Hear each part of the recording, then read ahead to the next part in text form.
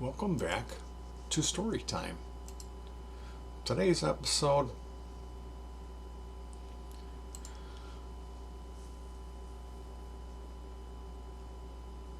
the Lobstie Hunt. So, this is going back. I was on a hunt for crayfish by flipping rocks at Waterfall Glen. Now, technically, it's a dam, but not a waterfall. But I digress. On this particular hunt, you see, we had been hunting for lobsties or crayfish for our fish tank for years. You catch a few in the springtime, and they keep the bottom of the tank very clean. Plus, they're spectacular looking little creatures. Anyway, I was out solo. Normally, we would go out as a family and do this lobstie hunt, where you would go in this shallow creek and flip over rocks. We would have stuff like spaghetti strainers to trap them. And we always had a bunch of tanks with all whatever we could catch in them. And how we would keep the bottom clean turned into, that was a lot of times the only thing we had was these lobsties, because they make for wonderful pets. And they're so ghastly that if one does die, you're not really sad. It's not like a furry pet. Now, my daughter will always regale you with a story of how she had a wedding set up with Ken and Barbie in her room. She had it all set up, and one of these lobsties escaped, and it crawled into Barbie's hair and ruined the wedding. Now, this lobstie mania kind of, we had 127 of them in one tank. There's actually a video.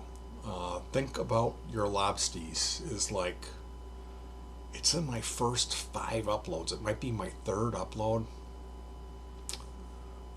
And I've got a bunch of video of those lobstie days. There's an album of music about lobsties. It's good stuff too. Now, I'm out on this particular hunt at Waterfall Glen, and I struck out. I'm an hour in, and no lobsties, which had never happened before. Now, there was this one large rock next to the tree on the bank. The largest lobstie that I ever got was under a medium-sized roundish rock that was halfish on the bank and halfish in the water. I flipped that rock out, and the circular hole quickly filled up with muddy, murky water. But I saw something, and then a huge reddish tail flip-splashed water into my face. Now, I panicked, fearfully scooped quickly, hoping that I didn't get pinched. And that's how I caught Big Red. He lived 2 years, and he was very much larger than any we had ever seen. He was a champ, old Red, with his comically oversized snaggle-shaped claw on the right, and then the little high 5 tiny pincher on the south side. He was a wonderful orangish red with spots of yellow, which was unique. So I'm striking out, and I remember that day that I caught Big Red under that round rock. So the whole day I'm striking out. I keep eyeing this really massive, dusty, round rock by this tree that's on the bank, like kind of almost out of the water, but in the water. Now, I'm also thinking, this is borderline. Like, I probably couldn't remove this massive rock by myself because it's just too big. Anyway, I'm about to leave.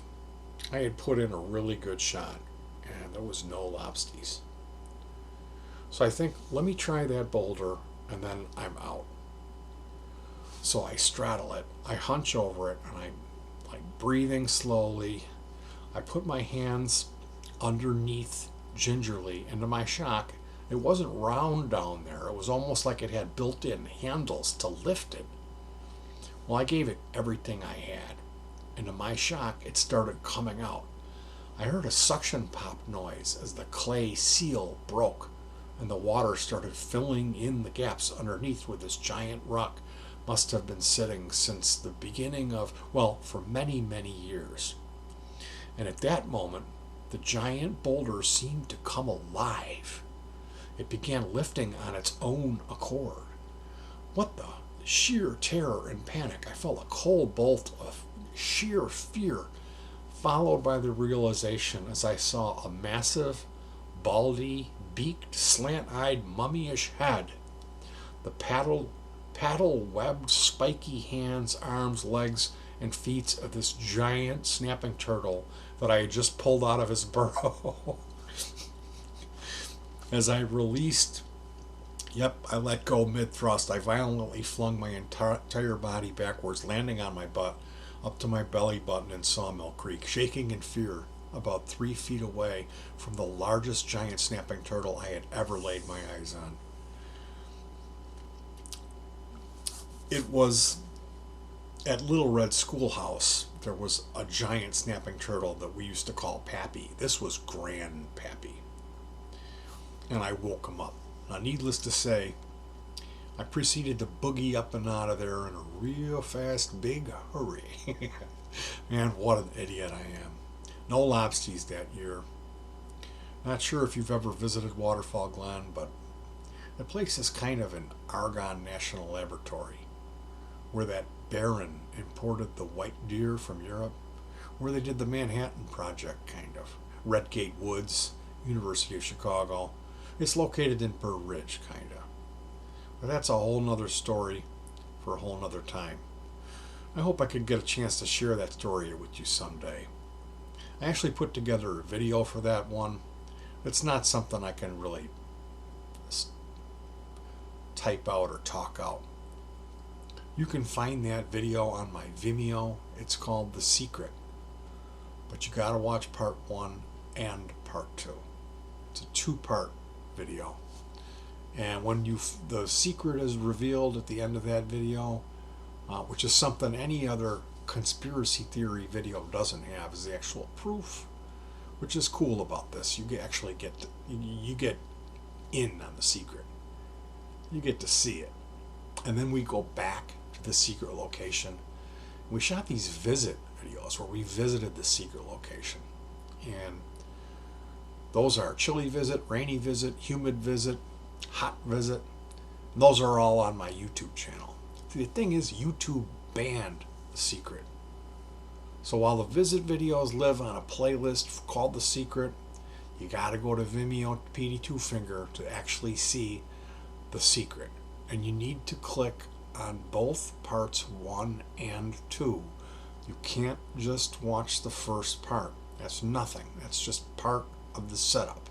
Actually, the first 10 minutes is me throwing a curveball to get people to X out of it. And that worked really well because nobody watches the second part.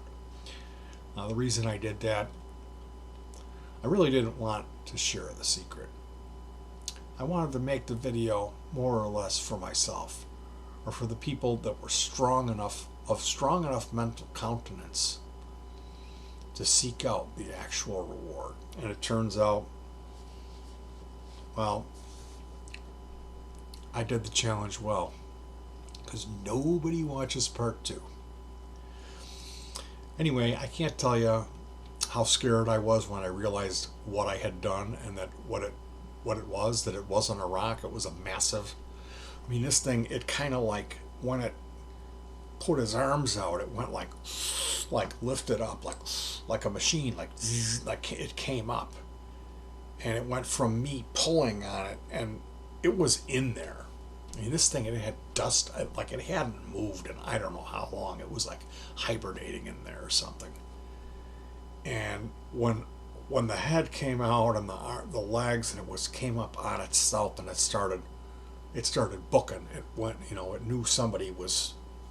knew it was being molested, and it went to take off. And in that moment, it went from a giant rock, where I was surprised that I had unearthed it and then it moved, to it's moving on its own to It's not a rock. Is it a secret trap door to holy fuck, it's a giant snapping turtle that's about to bite my dick off. And I literally screamed. I fell back and landed on my butt. I mean, this thing, if I put my arms in a circle with fingers tip to tip, that's how big this grandpappy snapping turtle was. And I woke him. He was looking grumpy, but I didn't stick around to chat. I got up and ran like a sissy, tripping over every rock, splashing like I was on fire. If there only was a camera on me, that would have made for the best video. What a goof I am.